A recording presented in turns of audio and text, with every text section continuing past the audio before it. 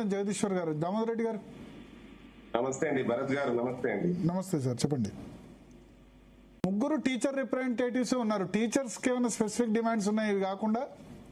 కట్కర్ రమేష్ గారైనా, మీరైనా, సదానంద్ గౌడ్ గారైనా? తప్పకుండా ఇంకా ఎక్కువ ఇష్యూస్ ఉన్నాయి.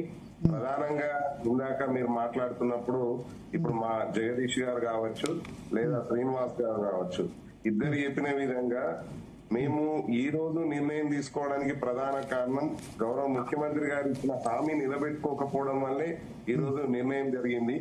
వాస్తవానికి జూలై 17 నాడు హెల్త్ కార్డు లాంచ్ చేశారు సార్.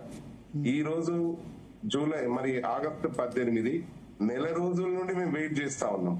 కింది స్థాయిలో మా ఉపాధ్యాయులకు అనేక సమావేశాలలో దీనిపై అపోహలకు వెళ్ళకండి అని మేమే భరోసానిచ్చినాం.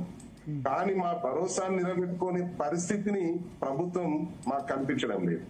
ఈ రోజు చూడండి, నెల రోజుల నుండి ప్రతిరోజు 3 నెలల డిడక్షన్ చేసి ఇక్కడ బోర్డు సమావేశం జరుగుతుంది సార్. ఆ బోర్డు సమావేశంలో మేము 1 ఆఫ్ ద మెంబరు 15 నిమిషాల్లో బోర్డు సమావేశం ముగుస్తుంది. అంటే ఆ బోర్డు సమావేశంలో ఏం నిర్ణయం జరిగింది అనేది మేము కింది స్థాయిలో ఏం చెప్పలేకపోతున్నాం. మళ్ళీ మేము సూచించి ఈ రోజు అప్రూవల్ మొత్తం కూడా గైడ్ లైన్స్ అప్రూవల్ చేయించినాం. బోర్డు అప్రూవల్ చేసినా కూడా ఉత్తర్వులు ఇవ్వడానికి గల అసలు నిర్లక్ష్యం ఏందో అర్థం కాదు. అధికారులు మనము ఏదైతే బోర్డు అప్రూవల్ చేసినటువంటి గైడ్ లైన్స్ రిలీజ్ చేయలేదు. హాస్పిటల్ యాజమాన్యంతో ఎంఓయూలు చేసుకోలేదు, ఎన్పానల్ చేయలేదు.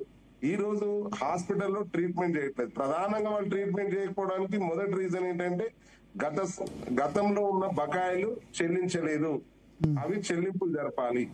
చెల్లింపులు జరిపినట్టయితే మేము ట్రీట్మెంట్ స్టార్ట్ చేస్తామని కొన్ని హాస్పిటల్ ఏమో ఈ రోజు సిజిహెచ్ఎస్ అడాప్ట్ చేసారు.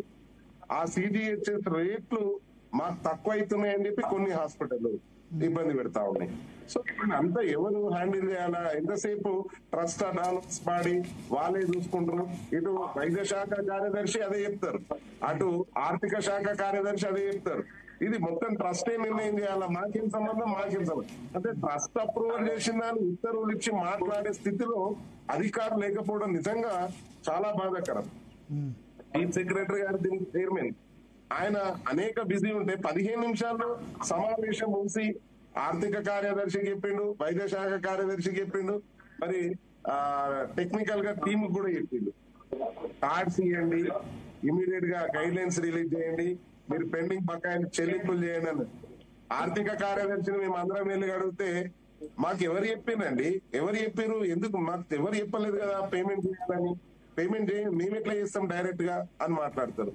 అంటే వీళ్ళకి చిత్తశుద్ధి ఉండాలి కదా అధికారులకు. హెల్త్ కార్డు ఇంప్లిమెంట్ చేసే చిత్తశుద్ధి అనేది అధికారుల మధ్యన సమన్వయం లేకపోవడం చాలా దురదృష్టకరం. వాళ్ళు చేయడం వల్ల ఈరోజు హెల్త్ కార్డు లాంచ్ చేయడానికి మరి మేము ఒత్తిడి చేస్తేనే జూలై 10 చేశారా? లేదంటే ముఖ్యమంత్రి గారు జూన్ 2 నాడు నుంచి ఇంప్లిమెంట్ చేయాలని మాటిచ్చి నిలుపుకునే విధంగా అధికారులు మరి చిత్తశుద్ధితో పనిచేయకపోవడం వల్ల హెల్త్ కార్డులు ఈ రోజు అమల్లోకి రాకపోవడం జరుగుతా ఉంది. 3 నెలల నుంచి ఇప్పుడు 300 కోట్ల రూపాయలు ట్రస్ట్ లో ఉన్నాయి. నిర్ణయం జరిగినట్టయితే ఈ రోజు మరి ట్రీట్మెంట్ స్టార్ట్ అవుతాయి కదా. అలాంటి ట్రీట్మెంట్ స్టార్ట్ చేయకపోవడం నిజంగా బాధాకరం. మాకు టీచర్లకు కానీ ఉద్యోగులకు కానీ మేము చెప్పలేకపోతున్నాం. మేము అపోహలకు వెళ్ళకండి, ఎలాంటి అపోహలకు వెళ్ళకండి, తప్పకుండా మంచి స్కీమ్ ఇది అని మేము కింది స్థాయిలో ఉద్యోగులకు ఉపాధ్యాయులకు చెప్పినాం. మరి ఈ రోజు ప్రభుత్వం ఆ విధంగా మరి ముఖ్యమంత్రి గారికి వాళ్ళు మాతో మాట్లాడుతున్న వాళ్ళు చెప్తా ఉన్నారు, ఇది బ్రహ్మాండంగా నడుస్తుంది. ఈ రోజు హెల్త్ ట్రస్ట్ నుంచి ట్రీట్మెంట్ జరిగిందని చెప్తా ఉన్నారు. ఎవరు జరిగిందండి? డెంటల్ ట్రీట్మెంట్ జరిగింది, ఐ ట్రీట్మెంట్ జరిగింది.